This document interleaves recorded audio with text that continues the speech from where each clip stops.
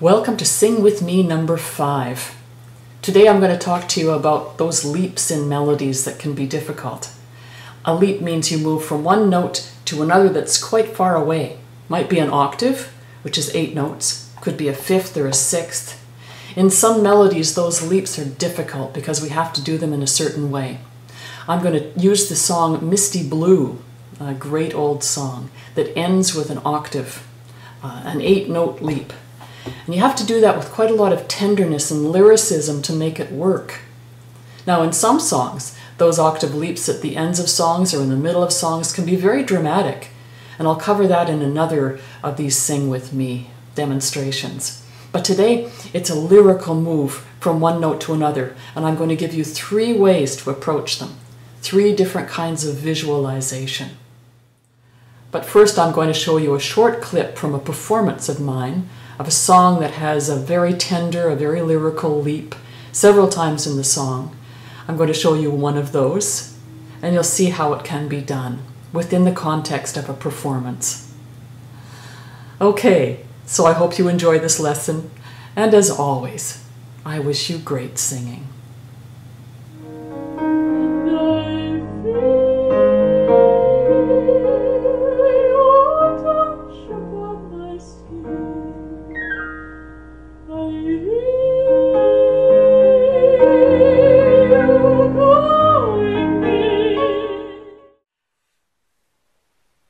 Okay, I'm going to give you 3 approaches to an important leap in a melody.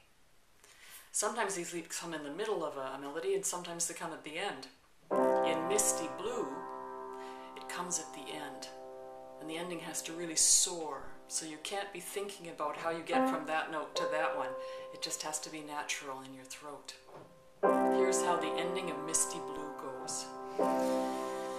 Misty Blue.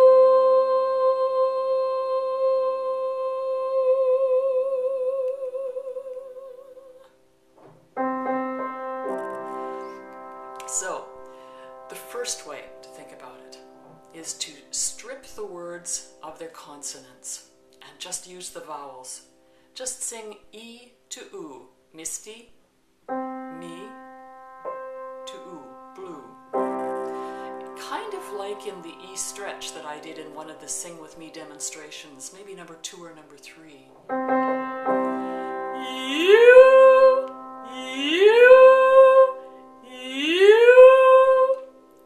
Stretch, you can feel how easy it is to go from one vowel to another. Never mind that it's an octave. It's just an easy movement from one to another.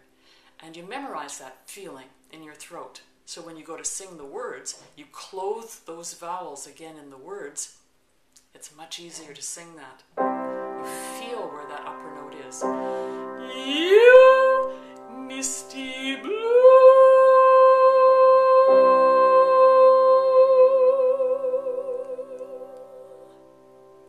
That's one. Second approach is to imagine that you're singing the same note twice. Now, of course, that's not true. One note is 8 notes away. But in your throat, basically those notes come from the same place. There are some changes there. Your vocal cords get thinner, they get shorter, but you don't go up and down in your throat. It's very, very small movements in there. So, imagine that you're singing the same note twice. Misty blue, misty blue, misty blue, misty blue, misty blue, misty blue, misty blue. The result is about the same as the first visualization, but you're thinking a little bit differently. You're staying put, kind of a speech level thought. One more way. This one's a little bit more complicated, but I find my students like it. You imagine that this first note is high. You're not singing low, you're singing high.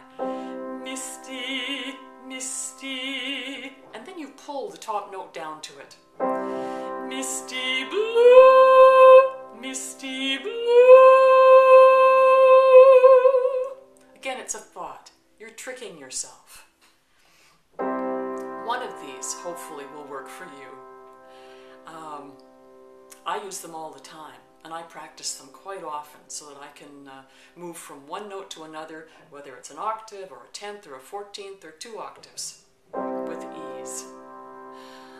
I hope you enjoy these, and I wish you great singing.